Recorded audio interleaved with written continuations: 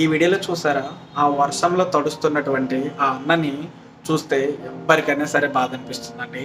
అలానే అనిపించిన ఆ అన్నకనమాట చూస్తూ చూస్తూ దగ్గరకు వచ్చి తన జీవితాన్ని గురించి తెలుసుకున్న తర్వాత షాక్ అయ్యి తనకంటూ ఏదైనా సహాయం చేయాలని చెప్పేసి తన దగ్గర ఉండేటటువంటి కొంత అమౌంట్‌ని తనకైతే ఇచ్చి